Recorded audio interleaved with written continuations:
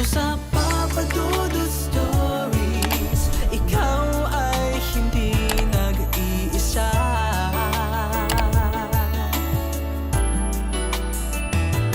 Dito sa Papa Dudut Stories, may nagmamahal sa'yo.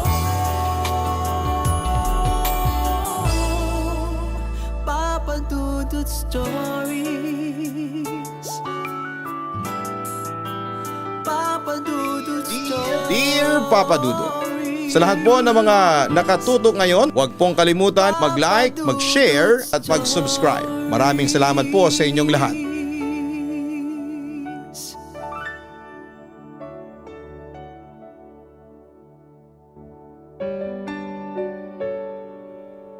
Dear Papa Dudut, magandang araw po sa iyo at sa lahat ng taga-pakinig mo. Ako nga po pala si Kyla, 35 years old, isang taga-pakinig mo simula pa noong college ko.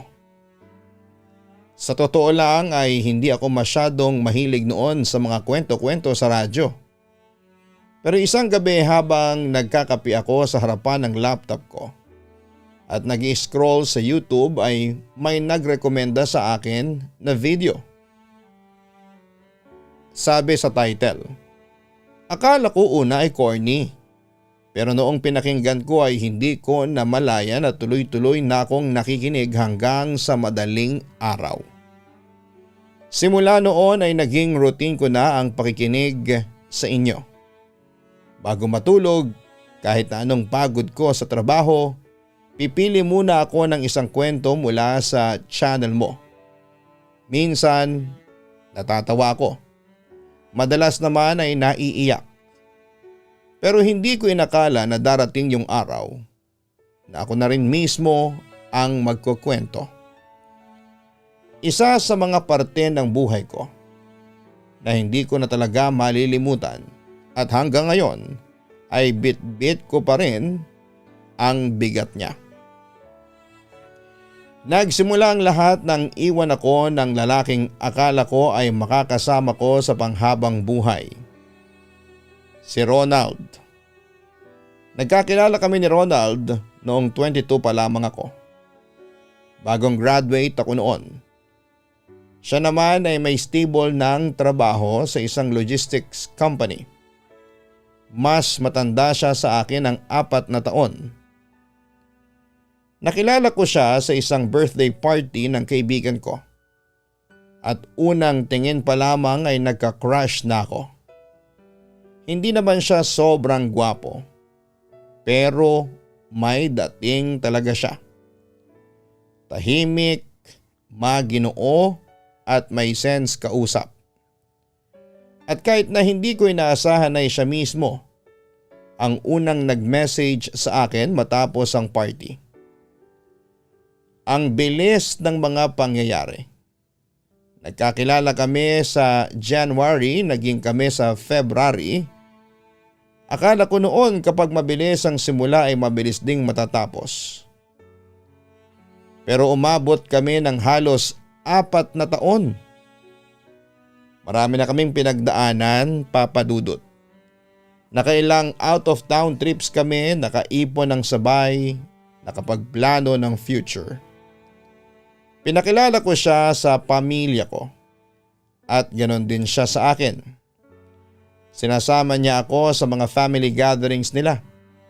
Pero ewan ko ba. Sa ika-4 na taon namin ay unti-unting nagbago ang lahat.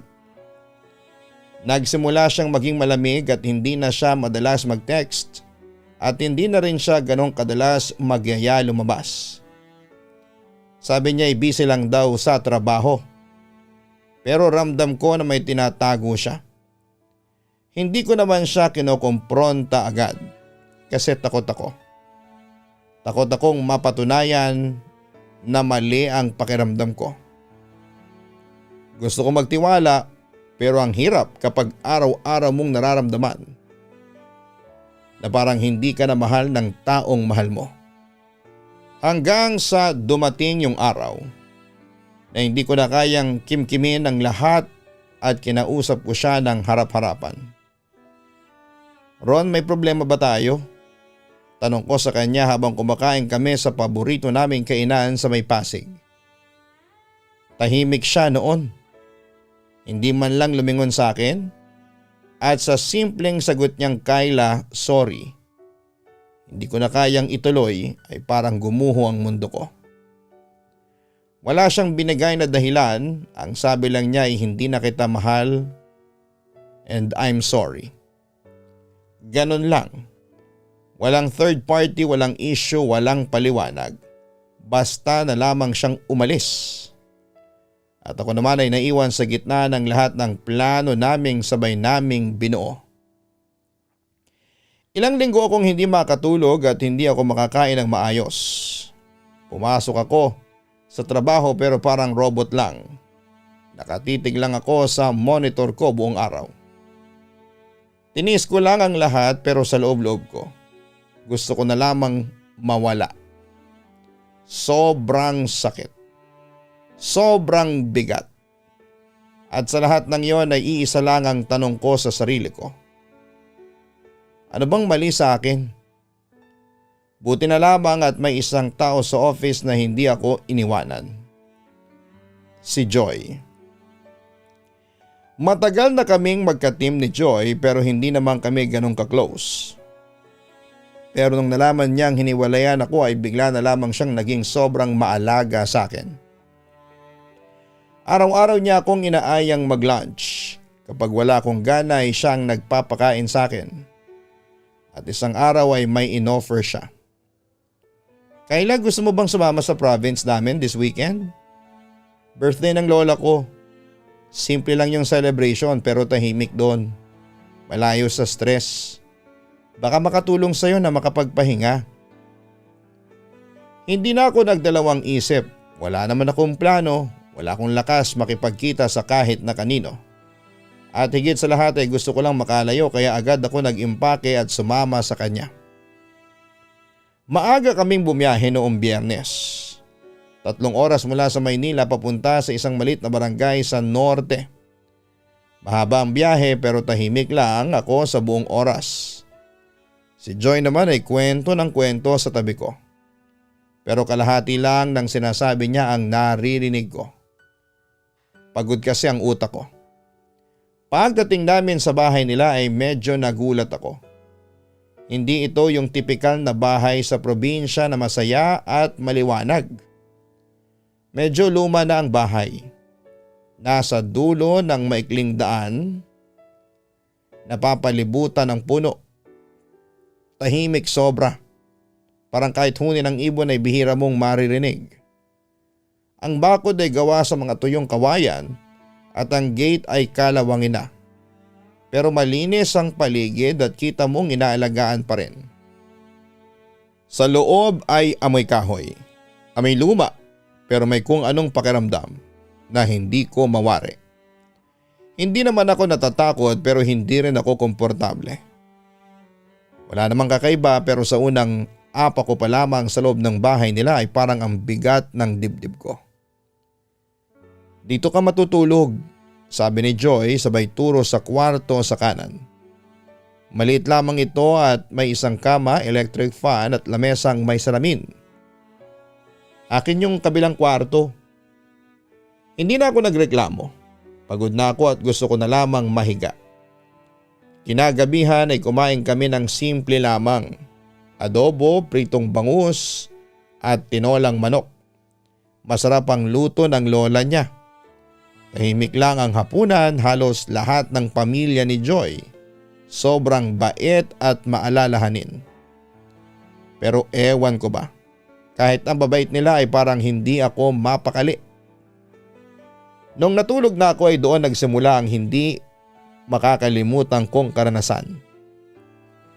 Hindi ko alam kung anong oras na pero nanaginip ako. Sa panaginip ko ay nasa sala ako ng bahay nila. Ako lang mag-isa tapos ay biglang may lumabas mula sa bandang likuran. Isang lalaking nakasuot ng puting barong. Hindi ko siya kilala. Mukhang nasa late 20s siya. Maayos naman ang postura at malinis tingnan. Hindi siya mukhang nakakatakot pero may kung anong lungkot sa mga mata niya. Tinitigan lang niya ako at wala siyang sinasabi. Hindi siya gumagalaw, basta nakatayo lang siya sa tapat ko. Para bang may gusto siyang sabihin pero hindi niya magawa. Nagising ako ng pawis na pawis. Hindi malamig sa kwarto pero nanginginig ang katawan ko. Nilingon ko ang paligid, madilim at wala akong kasama. Tahimik. Yung uri ng katahimikang nakakatulig. Hinila ko ang kumot, pinikit ang mata at pilit na binabaliwala ang panaginip. Sabi ko sa sarili ko, pagod lang ako. Gawa lang yun ng stress. Kinabukasan, pagkagising ko ay medyo matamlay ako. Maaga akong bumangon pero masakit ang ulo ko kahit mahaba ang tulog ko. Ewan ko kung dahil sa panaginip o dahil lang sa pagod sa biyahe. Ayaw kong isipin pa yon kaya't pinilit kong ibaling ang isipan ko sa ibang bagay. Sabi ko sa sarili ko ay bakasyon na ito. Dapat ay mag-relax ako. Paglabas ko ng kwarto ay naroon na si Joy sa kusina, nagkakape. Gising ka na rin pala, sabi niya sabay abot ng mug sa akin. Sama ka mamaya ha, iikot kita sa plaza. Tapos may maliit na ilog sa dulo ng baryo. Doon tayo magmemeryenda. Tumango ako sa sarili ko at ngumiti. Oo nga naman, wala akong ibang rason para andito kundi para makalimot, para makapagpahinga. At kung totoo mang may epekto sa akin yung panaginip ko kagabi ay hindi ko na lamang papansinin. Baka dala lamang talaga ng stress. Pagkatapos namin kumain ay nagayos na kami, simple lamang ang suot ko. T-shirt, shorts, tsinelas. Ayoko magbihis ng bongga, gusto ko lang mag-enjoy. Habang naglalakad kami palabas ng compound ng bahay nila ay mas lalo kong napansin kung gaano kaiba ang lugar nila kumpara sa syudad. Tahimik ang paligid. Yung klase ng tahimik na hindi nakakailang. Maliwalas ang hangin. Yung mga tao hindi nagmamadali. May mga matatandang nakaupo sa harapan ng bahay nila. Nagkwekwentuhan. May mga batang naglalaro ng hamulan sa tabi ng kalsada. Ang daming tanim na mga halaman. Halos lahat ng bahay may sariling bakuran. Una naming pinuntahan yung maliit na plaza. Hindi siya kasing laki ng park sa Maynila pero ang linis. May mga bangko sa ilalim ng punong kahoy. May maliliit na stage. At may isang tindahang nagbebenta ng mga kwek-kwek, fishball at halo-halo. Nakaupo kami sa isa sa mga bangko. Tahimik lamang kami ni Joy habang nagmamasid. Dito ako lumaki, sabi niya habang nakatitig sa paligid. Minsan boring, pero kapag andito ka parang ayaw mo nang umalis, no? Tiningnan ko siya. Napangiti ako. Oo nga, ang gaan sa pakiramdam. Walang masyadong ingay, walang traffic at parang ang sarap tumira dito. Pagkatapos sa plaza ay bumaba kami papunta sa ilog. Hindi ko inaasahan na may ganong kagandang lugar doon. Maliit lang yung ilog pero malinaw ang tubig. May mga bato sa gilid kung saan ay pwedeng upuan. May ilang kabataan na naliligo at nagtatawanan. May isa pang matandang lalaki na nakaupo sa tabing ilog. Nakikinig ng radyo habang nakataas ang paa. Doon kami naupo sa medyo malayong bahagi. Bit-bit ni Joy ang binili naming turon at soft drinks. Sabi niya ay paborito niyang tambayan yon tuwing gusto niyang mapag-isa. Nasa kalagitnaan kami ng pagkain nang bigla kong naalala yung panaginip ko kagabi. Yung lalaki. Yung mga mata niya na parang pagod. Hindi ako kinabahan noon habang iniisip ko yon. Pero may tanong sa isipan ko na hindi ko alam kung paano sasagutin. Bakit ko yon napanaginipan? Hindi ko na sinabi kay Joy, baka matawa lamang siya sa akin. Kaya pinili ko na lamang na i-enjoy yung natitirang oras. Nang gabing yon ay maaga akong nahiga. Pagod din kasi sa paglalakad. Si Joy ay nagkwento pa ng kung ano-ano pero hindi na ako nakasagot. Nakatulog ako kaagad. Pero tulad ng unang gabi ko doon, nanaginip na naman ako. At naroon na naman siya. Hindi ko alam kung nasaan ako sa panaginip pero maliwanag ang paligid. May mga damong luntian at malamig ang simoy ng hangin. Ang dami kong naririnig na tunog ng tubig. Parang may talon o batis sa malapit. Hindi siya kamukha ng probinsya nila Joy pero maganda yung lugar. Mapayapa. At sa gitna ng lahat ng yon ay naroon na naman siya. Nakasuot pa rin ng puting barong. Nakatayo lang siya. Pero ngayon ay nakangiti na siya sa akin. Salamat sa pagbalik, ang sabi niya. Hindi ko siya sinagot at nagtataka kung bakit ganon yung panaginip ko. Pero hindi ko rin siya tinakbuhan. May kakaiba sa presensya niya. Hindi ko alam kung bakit pero kahit bago lamang siya sa panaginip ko ay parang matagal ko na siyang kilala. Tumabi siya sa akin. Alam kong nasasaktan ka, sabi niya. Pero hindi ka nag-iisa. Biglang nagmulat ang mga mata ko. Mabigat sa dibdib ang panaginip na yon kahit na wala namang kakaibang nangyari. Nagtagal pa ako sa probinsya ni na Joy. Sa mga sumunod na gabi ay ganoon na lang lagi ang nangyayari. Kapag natutulog ako ay napupunta ako sa parehong lugar. Doon sa maliwanag na para bang malapit sa bundok. Malamig ang hangin at nandoon siya. Yung lalaki na nakabarong. Habang tumatagal ay hindi lang siya nakatayo. Nakikipag-usap na siya sa akin. Tinuturo niya sa akin yung mga puno sa paligid. Pinapaupo niya ako sa mga bato. Minsan naman ay magkasabay kaming naglalakad. Minsan tumatawa siya at minsan ay tinatanong niya ako tungkol sa buhay ko. Ayoko nang masaktan ka ulit, ang sabi niya minsan. Gusto ko ay masaya ka lang na maging masaya ka habang andito ka. May mga pagkakataon pa na hinahawakan niya ang kamay ko. Mainit yung palad niya. At habang nakahawak siya sa akin ay parang ang gaan ng loob ko. Hindi ko na iniisip si Ronald. Hindi ko na iniisip yung sakit na nararamdaman ko nang dahil sa kanya. Ang naiisip ko lamang ay kung paano ko gustong magtagal pa doon sa lugar na yon. Nagsisimula akong mahulog. Hindi ko maintindihan kung bakit. Pero habang gising ako sa umaga, iniisip ko na kaagad kung kailan ako makakatulog ulit para makita siya.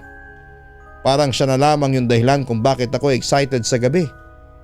At kahit kabado ako sa hindi ko maintindihan, ay hindi ko mapigilang hanapin siya. Isang araw habang nag-aalmusal kami ni Joy, bigla akong napatitig sa labas ng bintana. Mahangin, may mga dahong nalalaglag. At naalala ko na naman yung panaginip ko. Kaya napabuntong hininga ko. May problema ka ba? Tanong ni Joy at nakatingin sa akin. Umiling ako. Pero naramdaman kong bumigat ang dibdib ko. Kaya napilitang magsalita. Joy, ilang gabi na akong nananaginip ng isang lalaki. Hindi ko siya kilala pero lagi siyang andun. Kausap ko siya sa mga panaginip ko. Tapos habang tumatagal parang gusto ko nang lagi siyang kasama. Natigilan si Joy. Tinignan niya ako ng diretsyo. Lalaki? Tumango ako. Oo, sobrang malinaw ng mukha niya. At sa panaginip ko nasa isang lugar kami na sobrang ganda. Pero ang weird. Kasi kahit na alam kong panaginip lang yon, parang Parang ayoko nang gumising. Bigla siyang tumahimik. Tumayo siya at nilapitan si lola niya na nasa terrace. Nakita ko silang nag-uusap at medyo pabulong yon. Hindi ko marinig ang lahat pero ramdam kong may seryosong usapan. Pagbalik ni Joy sa mesa ay naupo siya at inabot ang kamay ko. Sabi ni lola baka hindi lang basta panaginip yan. Napakunot noo ako. Anong ibig mong sabihin? Matagal na raw na nangyayari ito, sabi niya. Dito raw sa lugar namin, may isang engkantong lalaki na nagpapakita sa panaginip ng mga babaeng buwibisita rito. Sinasabi nilang mabait daw siya, gwapo at palakaibigan. Pero kapag nahulog na raw ang babae sa kanya, hindi na raw ito nakakauwi ng ligtas. Hindi na muli pang nagigising. Nanlamig ang bato ko. Hindi ko alam kung ano ang mararamdaman ko. Hindi ako naniniwala sa mga engkanto, sa mga kwento ng mga matatanda. Pero sa bawat gabi na nandun ako, sa bawat gabing hinahanap ko siya. Sa bawat sandaling nakikita ko ulit yung ngiti niya ay parang may parte ng sarili ko na unti-unti na ring naniniwala. At kagabi lang na naginip na naman ako. Pero ngayon mas iba. Hindi kami nakaupo o naglalakad lang.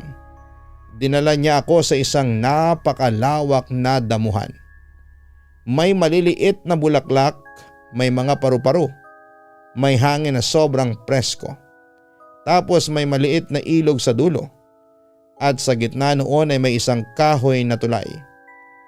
Umupo kami doon. Nakabitin ng paa at walang nagsasalita sa amin.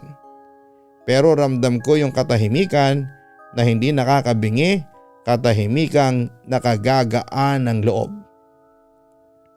Napapikit ako habang naroon at sa isip ko ay kung eto na lang ang mundo ko ay ayos na ako. Gusto ko nang manatili. Gusto ko nang hindi bumalik. Pero may narinig akong tinig. Kayla, huwag ka nang umalis. Dito ka na lang sa mundo namin. Nakatingin siya sa akin. Hawak ang kamay ko. Napangiti ako at bago pa ako makasagot ay nagising na ako. Mabuti na lang at nagigising pa rin ako. Papadudot nagsimula akong makaramdam ng takot noong napansin kong halos gabi-gabi na lamang. Nagigising akong pawis na pawis at kabado. Bawat tulog ay parang may parte sa akin na natatakot ng matulog. Kasi baka hindi na ako magising. Baka doon na lamang ako makulong sa panaginip ko. Kasi kahit noong huling mga gabi namin sa probinsya, kahit na nagiging mas magaan sa katawan ko yung mga panaginip ko sa lalaki, may kutob na ako. May mali sa kanya at sa panaginip ko. Dumating sa punto na sinabi ko na kay Joy ang totoo. Napansin na rin niya kasi na laging puyat ang itsura ko. At parang lumulutang ako. Doon ko na ikinuwento lahat-lahat ng panaginip, yung pakiramdam na binabantayan ako habang natutulog, yung pagkagusto ko sa isang nilalang na hindi ko kilala sa totoong buhay. May isang engkanto dito sa lugar namin na kilala na, sabi ni Lola. Matagal na siyang nagpapakita sa mga bisita. Mga babaeng nasasaktan, nagdurusa, inaakit niya sa panaginip tapos hindi na pinapakawalan. Kumirot ang dibdib ko. Pakiramdam ko ay ako na yung susunod sa listahan. Pinayuhan ako ni Lola na magpatingin na sa albularyo nila. Hindi ko na rin pinatagal ng gabi ding yon. Isinagawa ang ritual.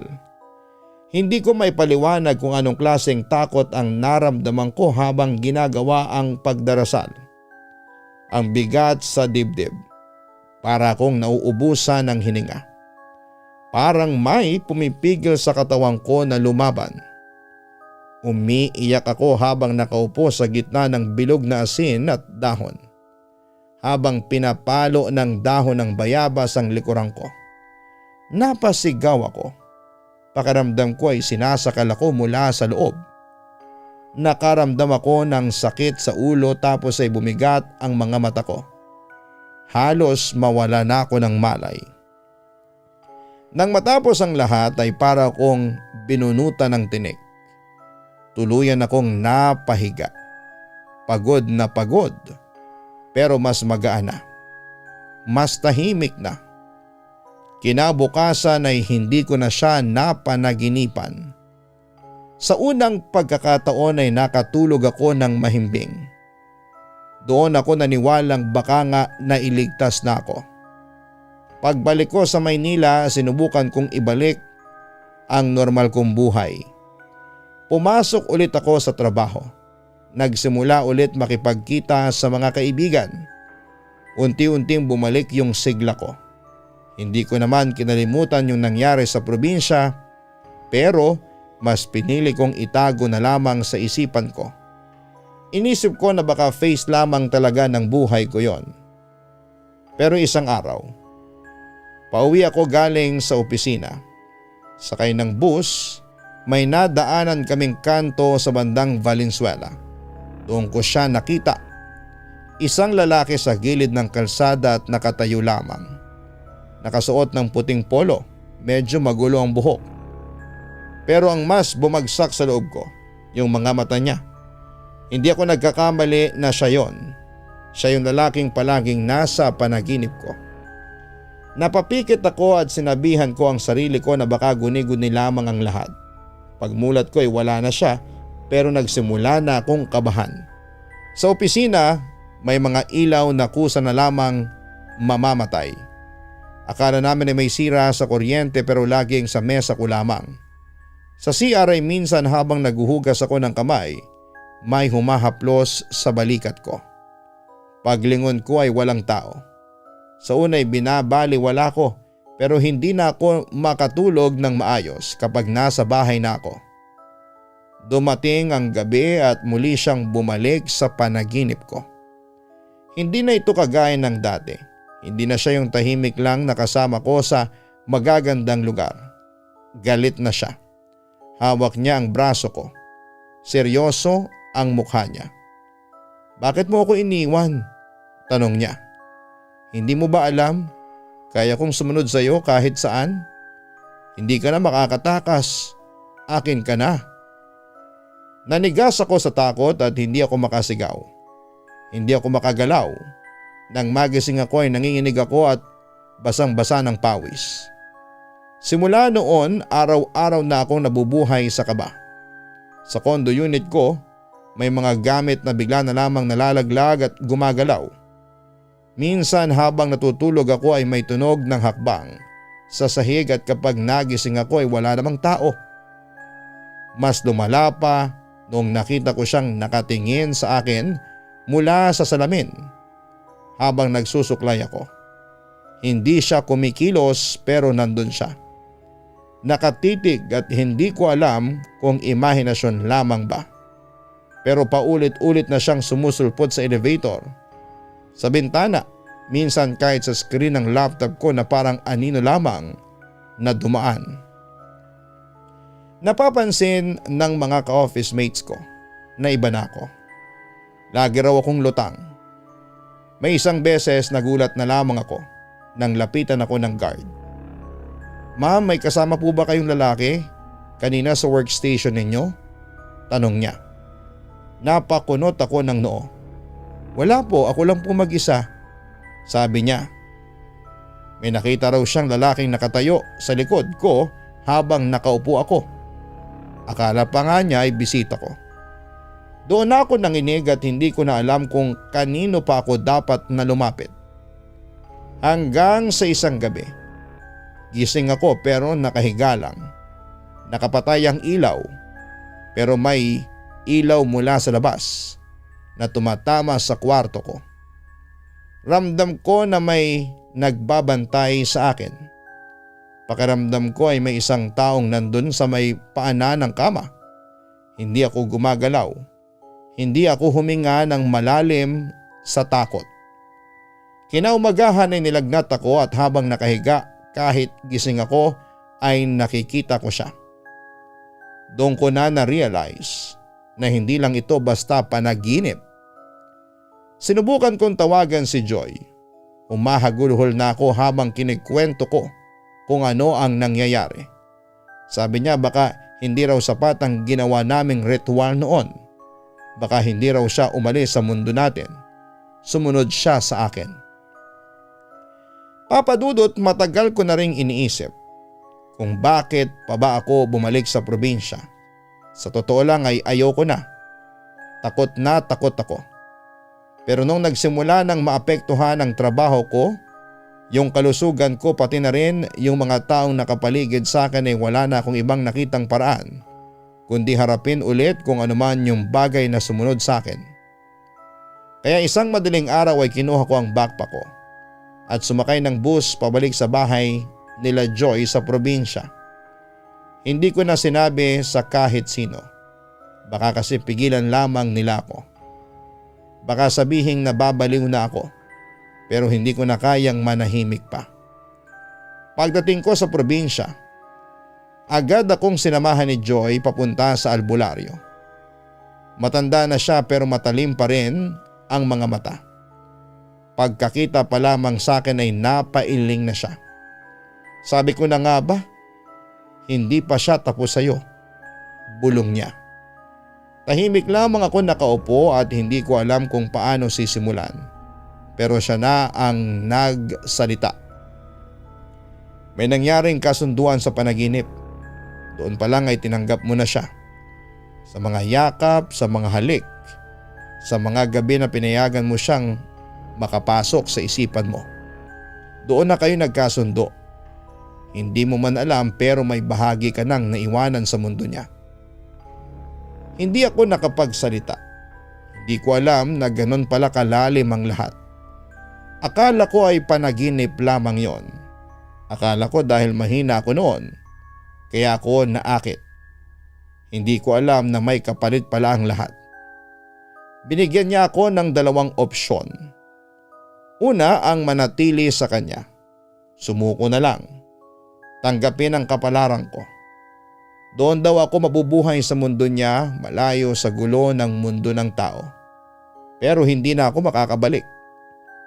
Pangalawa ay sirain ang ugnayan namin. Putulin ang koneksyon. Pero may kapalit, isang alay. At hindi lang basta. Hindi hayop, hindi dugo, kundi bahagi ng sarili ko. Bahagi ng kaluluwa ko. Pinag-isipan ko ng mabuti at gusto ko nang matapos ito. Pero hindi ko alam kung handa akong ibigay ang alinmang parte ng sarili ko. Pero alam kong hindi ko rin kayang mabuhay nang laging may takot at laging hinahabol. Nang gabing yon natulog ako sa bahay ni Joy. Doon uli siya dumating. Mas malakas, mas mapilit. Dinala niya ako sa isang lugar na hindi ko pa napupuntahan kahit kailan. Sa ilalim yon ng lupa. Maitim ang paligid pero may ilaw mula sa mga dingding na hindi ko maipaliwanag. Dinala niya ako sa gitna ng isang lugar na parang palasyo. Malawak, tahimik, malamig. Doon ko nakita ang mga mukha. Mga babae. Nakatayo lang sila sa magkabilang gilid. Wala ni isang kumikilos pero alam kong buhay sila. O kung hindi man may naiwan pa sa kanila. May kung anong aura ng kalungkutan sa paligid nila. Parang matagal na silang nandun. Parang hindi na sila muling nagising mula sa pagtulog nila. Katulad mo sila. Bulong ng engkanto sa akin. Hindi ko alam kung gusto niyang matakot ako o maawa. Pero isang bagay ang naintindihan ko noon. Hindi ito pagmamahal. Hindi ito pag-aalaga. Isa itong pagkulong. Pag-angkin. Pagising ko kinabukasan, agad akong dinala sa albularyo. Doon ay sinagawa ang huling ritual. Umupo ako sa gitna ng bilog na asin at dahon at tahimik lamang ako. Walang dasal na binigkas ng malakas. Sa isip ko lang kinakausap ang sarili ko. Ano ang handa mong isuko, Kayla? Hindi pwedeng ibang tao. Hindi pwedeng ibang bagay. Kailangan ako mismo. Kaya habang pinapainit sa apoy ang dahon ng banaba at itinutok sa dibdib ko, sinabi ko sa sarili ko na isusuko ko ang bahagi ng sarili kong naniniwala na mahal ko siya. Isusuko ko ang bahagi ng sarili kong naghanap ng pag-ibig sa maling nilalang. Isusuko ko ang parte ng puso kong nananahimik nung kailangan kong lumaban. Umiyak ako habang ginagawa ito. Hindi dahil sa sakit, kundi dahil alam kong sa desisyong ito, may parte sa akin na hindi ko na mababawi. Nang matapos ang ritual ay natulog ako sa sahig at pagod na pagod. Pero sa panaginip ko ay dumating siya huling beses. Tahimik lamang siya nung una at tinitigan lamang ako. Hindi na siya galit at hindi na rin siya masaya. Para siyang nagtataka. Parang nagtatanong sa mata. Mahal kita? Sabi niya. Tumayo ako. Humarap sa kanya. Mahal din kita noon, pero hindi na kita kayang mahalin sa dilim. Tahimik siya at tumango at dahan-dahan siyang nawala. Pagmulat ng mata ko, ang gaan ng pakiramdam. Wala nang bigat, wala nang kaba. Wala nang tinig at wala na siya. Sa ngayon, Papa Dudut, ay unti-unti na akong bumabalik sa normal na buhay. Hindi po ako naging perpekto. May mga gabi pa rin natatakot ako at may mga panahong tinatanong ko ang sarili ko kung tama bang tinapos ko na yon. Pero mas madalas ay nagpapasalamat ako. Kasi pinili kong lumaban. Pinili kong ibalik ang sarili ko. At kahit may bahaging nawala ay mas buo pa rin ako ngayon kaysa sa dati. May mga sugat pa rin, pero mas matatag na akong tao ngayon. Sa mga taong makakarinig ng kwento ko ay sana'y mag-ingat kayo. Hindi lahat ng tinatawag nating kakaiba ay dapat lapitan. Lalo na kung puso natin ang nakataya. Minsan ang pinakamadaling pag-ibig ang pinakamahirap takasan. Maraming salamat sa pagbasa at pagpili ng sulat ko, Papa Dudut. Lubos na gumagalang, Kayla.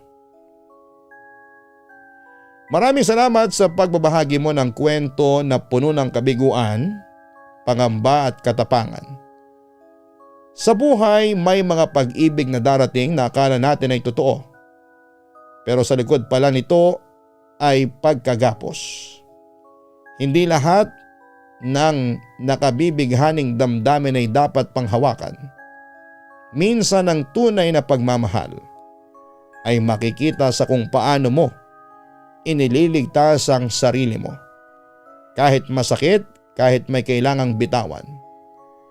Mga kaistorya natin, tandaan ninyo na hindi masamang magmahal.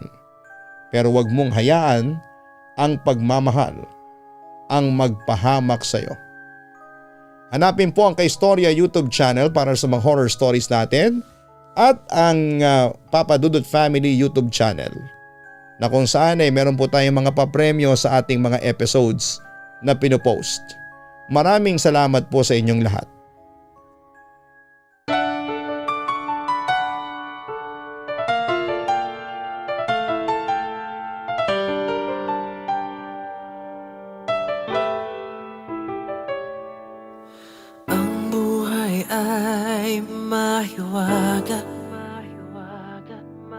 Laging may lungkot at saya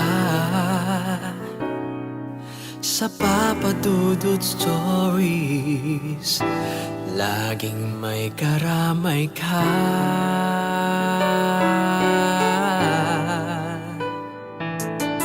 Mga problemang kay bigat,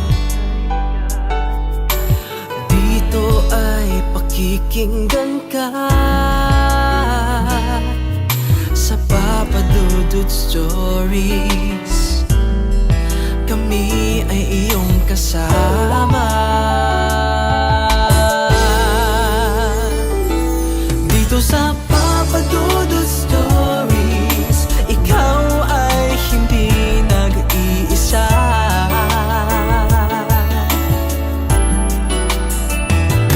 Dito sa Papa Dudut Stories, may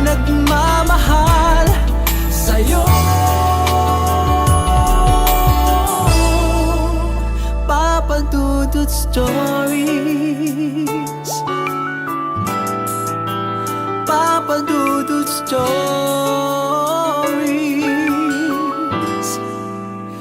Papa Dudut Stories.